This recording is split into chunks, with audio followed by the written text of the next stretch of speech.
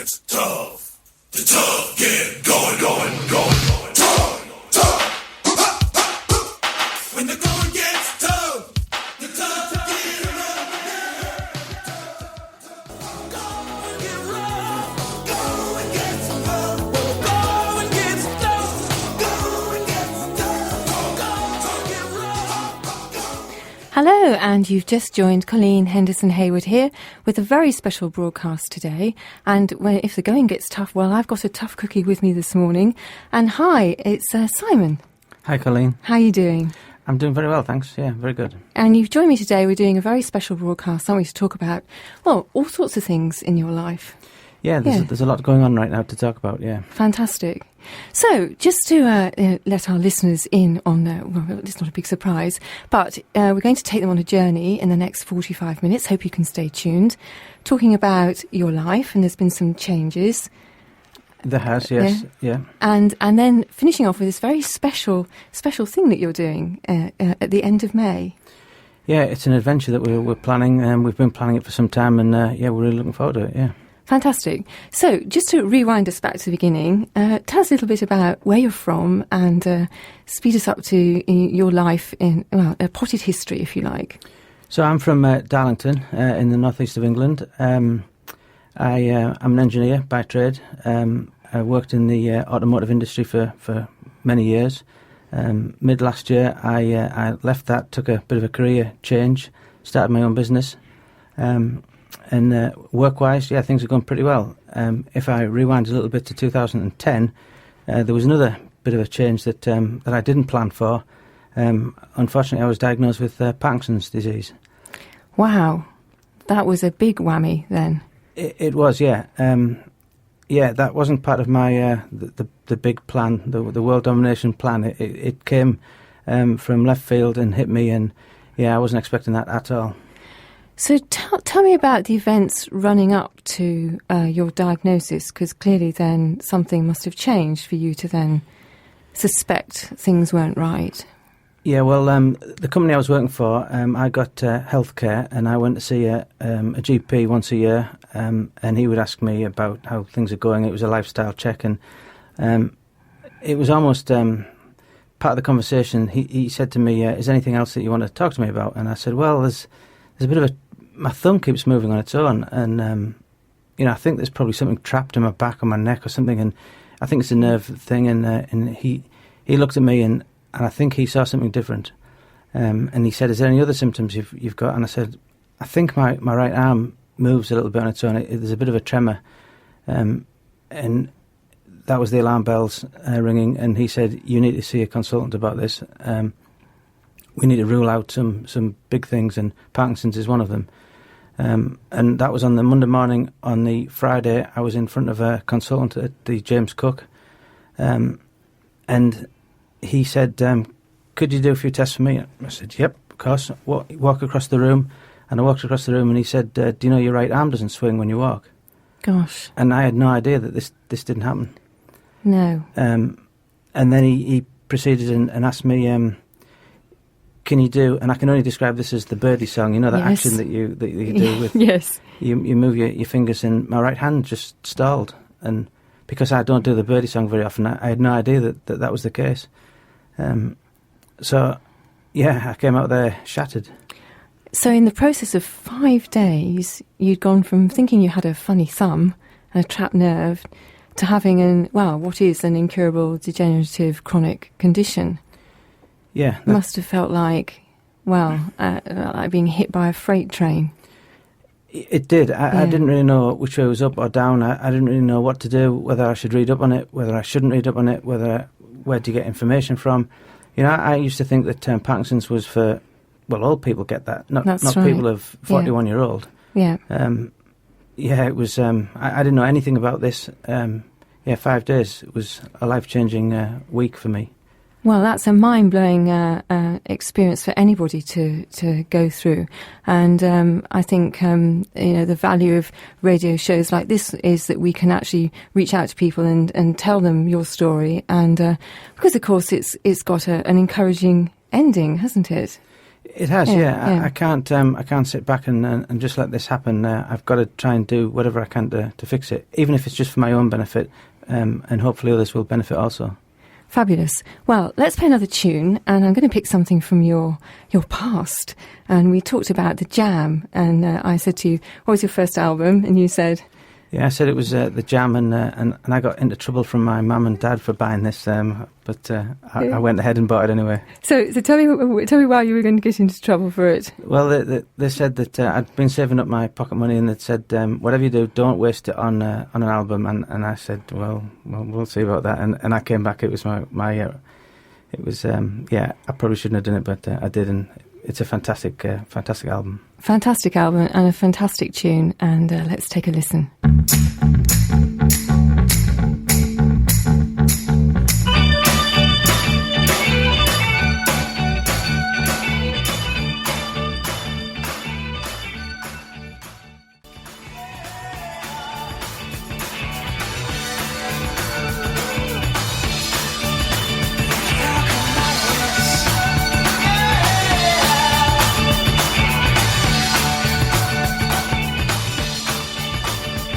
If you've just joined us, it's Colleen Henderson-Heywood here with a very special broadcast, and my guest this morning is Simon Laverick, and we're here talking about his very special story. Simon was diagnosed with Parkinson's disease, and we're talking about his life and his journey since then.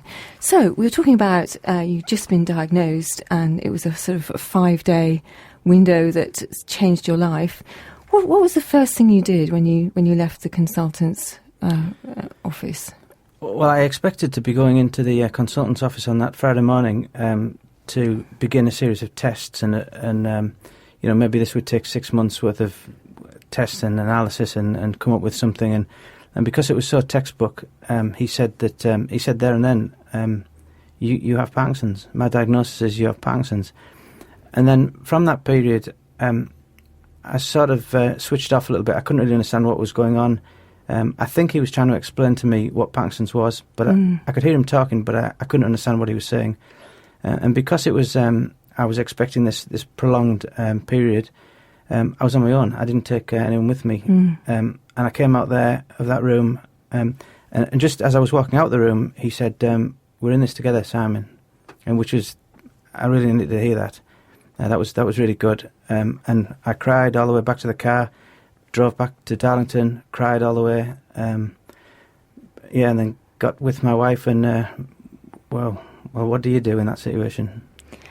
You're in shock. I mean, that's basically what happens, isn't it? That fundamentally happened to me, because you've been told something is absolute bombshell, and it's almost too much for your brain to compute, the impact of something so catastrophic as that. And of course, then you have to start telling people, and that's a really big thing, because then you almost sort of have to relive the news over and over and over and over again. Each new person that you speak to, of course, and their reaction, and it's very, very difficult. How did your family react? Well, I didn't tell my mum and dad till 18 months after diagnosis. I just couldn't bring myself to do that to them. Gosh. So I had to keep it a secret, really. When we went out with them, and I felt my right arm shaking, I would sit on my hand and just to try and hide it. But it got to the point where I was doing a bit of advertising one of the events we were doing, and I was going on the radio, and I thought, my mum and dad can't hear this on the radio, or they can't have somebody phone them and say, I've just heard Simon on the radio and talking about his Parkinson's disease. So I had to tell them, and that was a killer. That was terrible. Very tough. I had the same with my father, and it's something that a parent never, ever, ever wants to have to hear their child tell them that they're ill. And I know that, he just wants to magic it away, and he can't.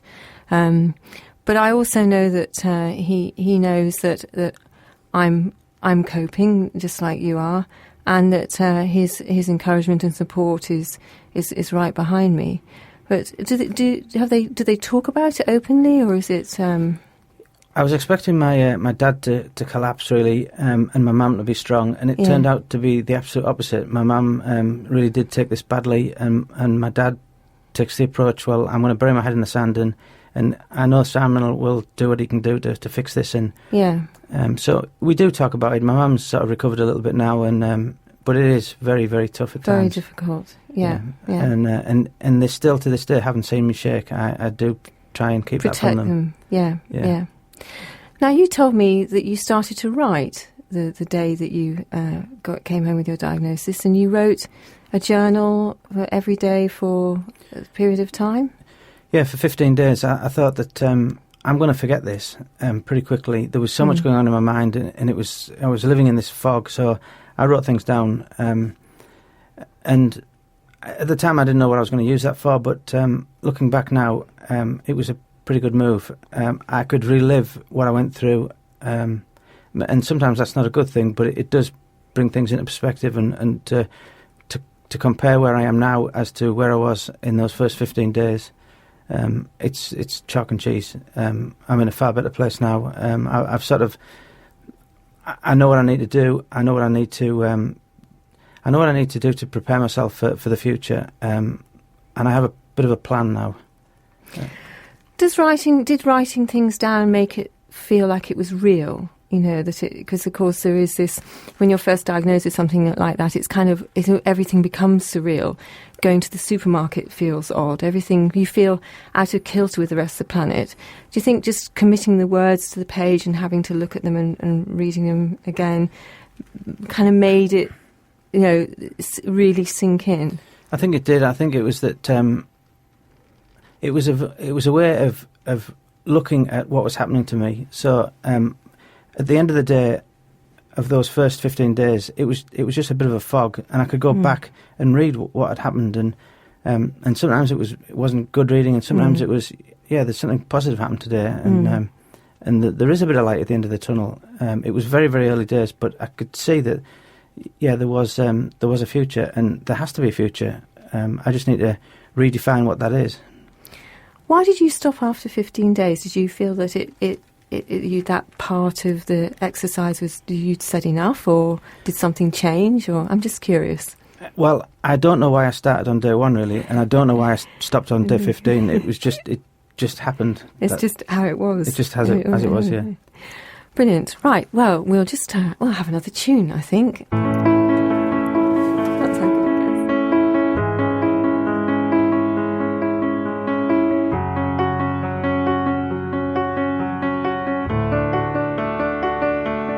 I heard that you settled down. I remember you say sometimes it lasts in love, but sometimes it hurts instead. Sometimes it lasts in love, but sometimes it hurts instead. Yeah.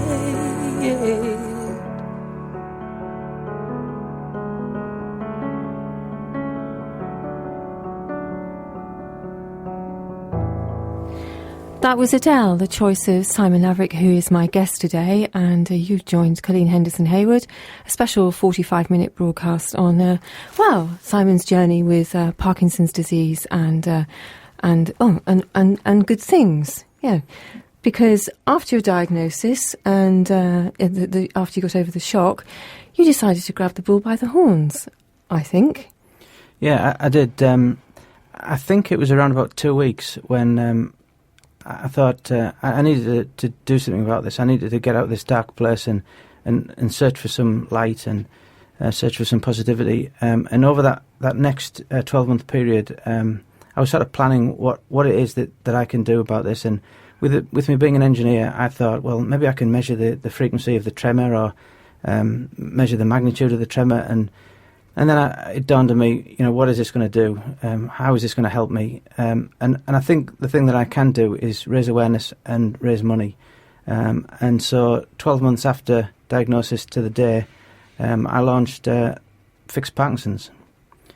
And wow, what a journey from there on in. So tell us about Fix Parkinson's then, exactly. How did the name come from? Well, the fix is because of us being engineers, the group of us being engineers, we fix things. And this was the strange thing. I couldn't fix Parkinson's, No. but Yeah. it felt right to be calling this thing Fix Parkinson's, and, Yeah. and it's a vehicle that we use to get people on board and to take us all on a journey that we weren't expecting really. We've been doing some pretty crazy things, and what I want to do is, I don't want to do typical Parkinson's type activities. I want to do things that people would think, with Parkinson's you cannot possibly do that. So the absolute opposite of Parkinson's, and that's where Fix Parkinson's is taking us. And who are the team that you have around you with this venture? I've got around about 20 people that come and go depending on what we're doing. I can rely on 20. I can probably get more if need be. It depends what we're doing. And the thing about Fix Parkinson's, the events that we do, it all costs the guys a lot of money. So they are absolutely committed to doing this. So some of the events that we do, it's between £500 and £1,000 that they have to pay of their own money before we start making any money for the cause. That's fantastic. And the money you raise, where does that go to? We push it into the Cure Parkinson's Trust. They're a great bunch of guys, a fantastic team. I have total faith that these guys will be part of the solution to this problem. Yes, I agree with you. They're based in London. They've been going some time now, headed up by Tom Isaacs and his team, and they do an enormous amount of work for the cause, and have our respect, of course. And Tom Isaacs, if you ever get to meet this guy, you will understand why the money goes to his organisation. He's a phenomenal guy. Passionate. Absolutely, really yeah. Passionate. Yeah, and so is his team. So some of the crazy things that Fix Parkinson's have done, tell us about one or two of those. Okay, so we try and do one event a year. I try and keep out of those events if it's all possible. So the first year, a friend of mine he climbed Kilimanjaro. He raised around about £3,000 or £4,000 for that. My goodness. Year two, I kept out with this one also. I had a group of guys that paddled across the channel. We raised £11,000 for that. £11,000. Goodness me. Yeah, it was phenomenal. It was humbling. It really was. It was very emotional. I bet that was. Yes, I had 16 guys, 2 boats, 8 in a team, and they set off. 6 hours worth of rowing, heavy going. They'd been doing a lot of training. And they did it. That must make you so proud. Yes, it's very emotional when things like that do happen, and when we talk about it and we relive it, it still touches a nerve. It actually has gone beyond the disease, really, hasn't it? It's gone into humanity. I always feel, and it's about the wider picture that we're all here. And we can all do things, and we can all do so much more, and we can all help each other, irrespective of what condition you have. It's about holding out your hand and helping the person next to you, or the person behind you, or the person in front of you. Shouldn't matter, should it? What the issues are? Yeah, and I think there's some of the guys do it for the adventure of it.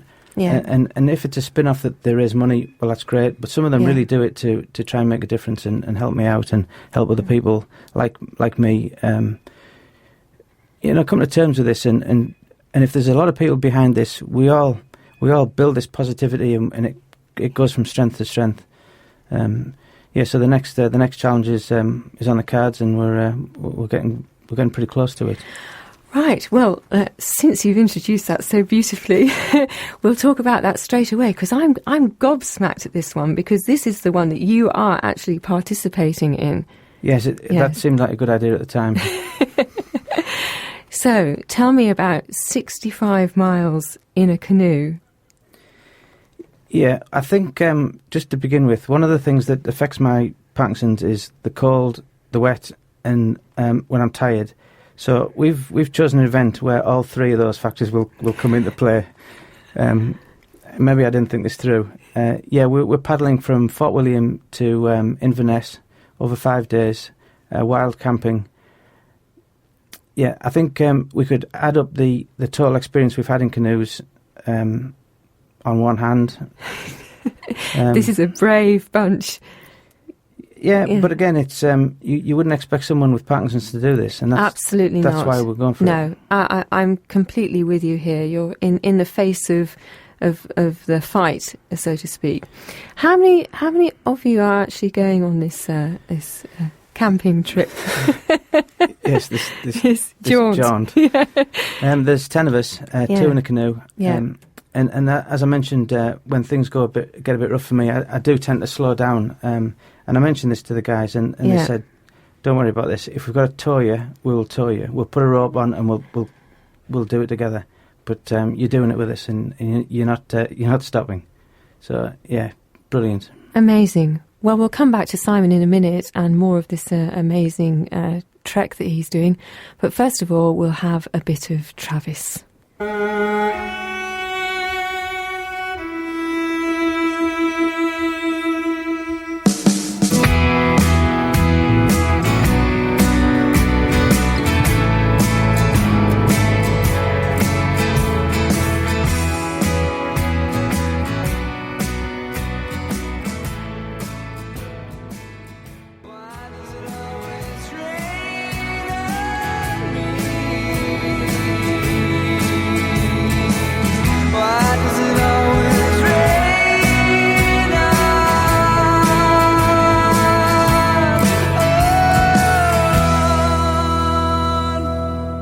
Well, that was Travis, and why does it always rain on me? Well, it could be said to be pouring on poor Simon here, but actually he's having none of it. We're talking adventure and illness, but actually adventure before illness, aren't we, really?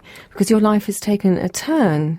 Yeah, the adventure has become about because of the illness. Yes. In a strange sort of way. Yeah, isn't that weird that something so hugely positive can come out from something so negative? Yeah, it does make you think about what life is all about, and are we wasting time, or should we go out and do these things? And yeah, if I'd had this opportunity before, I probably wouldn't have taken it. But with the illness, it's just triggered me, and yeah, I'm going to continue until this is fixed. Fantastic. And we're talking about this amazing trip, which is the canoe journey for 65 miles. How are you planning for that? Because that must take some kind of logistics, and you can't just jump in a canoe and paddle away, or can you? I'm hoping you can. We've got a company that's escorting us, that's guiding us for the 5 days. I think we can get into waters that are potentially dangerous, so we are supported all the way through that. We've got all the equipment, and experience is lacking somewhat, but we've been assured that will come with time. What can possibly go wrong? But for me, the preparation is being physically fit enough to do this. Yes. So I've embarked on another journey, really, to get to the gym and to exercise, and I had the battle of overcoming the symptoms of Parkinson's. So when I exercised, the tremor became more. I've got very, very tired, and the first time I went to the gym, 20 minutes, and I couldn't do any more. My body was shaking. I was out of control. I was there last Friday, and now I can exercise for over an hour. No symptoms whatsoever. That's it's unbelievable. amazing. It's absolutely amazing. Unbelievable. Now, of course, we do say everybody is different, and that's true, because we're all different, and it doesn't matter whether it's illness or whether it's a piece of bacon. You know, we all taste things differently, we all see things differently. But actually, there is some significance in being physically fit and keeping yourself in condition and tackling a degenerative motor condition. Definitely. Yeah, and even if it just makes me feel good and feel better, and I know that I can go to the gym and I can spend an hour worth of burn a lot of energy, and I know that I'm going to feel good at the end of it. It's another avenue, and when I walk into the gym, Parkinson's is outside; it doesn't come in with me. Absolutely. And I know there's a bit of science behind this, and that's to do with adrenaline and endorphins and dopamine all being heightened when you have a winning feeling or a winning success. Yeah. So, what can people do to help you? Well, not help you per se, but help the cause. So I've got a website, fixparkinsons.com. Yeah. We have a lot of information on there. there's links to Just Giving pages on there. Even send us an email and wish the guys all the best. It's just, it all helps that there are people behind us, and that this isn't just us that's doing this. This is more of a body of people that need to get behind it and to do this together. And where can people see you? Presumably they can join you en route, and will there be an itinerary that you've put together? And there is, sort of. Yeah. The problem we've got is that it depends on the weather. It depends how far we go per day. Yeah.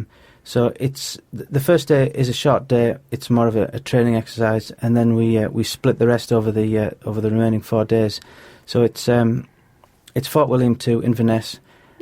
Difficult to say where we are, but we won't be far away from the planned route that is actually on the website. And when you reach the final destination, what kind of celebration have you planned, if any, or will it just be sheer relief, you think, by then? I think if I've made it, that would be brilliant, and I'll settle for that. And I think I'm expecting to be pretty tired. So we'll see how it goes. I think there's a few people from Darlington coming up to meet us and to celebrate in the last day. So I don't know how it's gonna pan out. I think it will be, again, very emotional. I can imagine that. And what would be your advice to someone who has just been newly diagnosed, or just about to face the journey that you faced a year or so ago?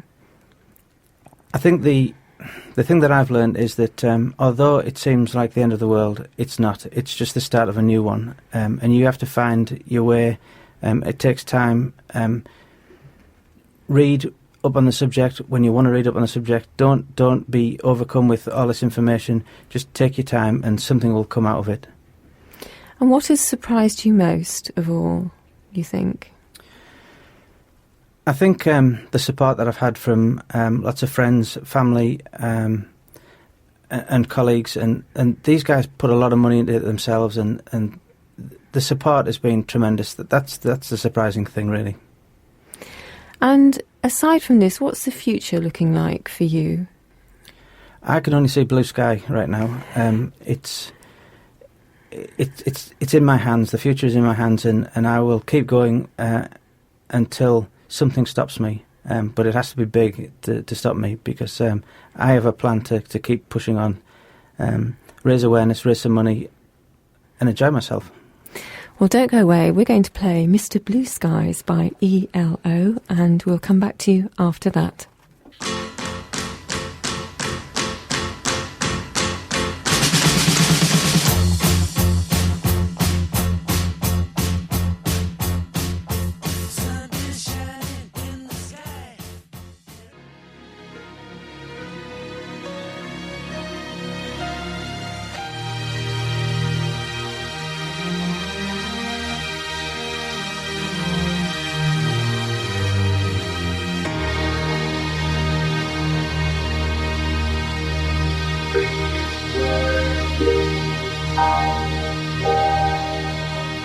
Well, Simon has made our skies definitely blue today, and just before we sign off, once again, if you could tell us where people can get in touch with you. If you look at the web, fixparkinsons.com, and the email address is fixparkinsons@gmail.com. And I'll put you on the spot now. Will you come back and tell us all about it when when it's over and you've successfully completed it? I would love to come back and talk to you about it. Yes, that'd be fantastic. Brilliant. Well, that's our thanks to Simon, who came in today, and for talking to us about his adventures with Parkinson's. And we will talk to you again very soon.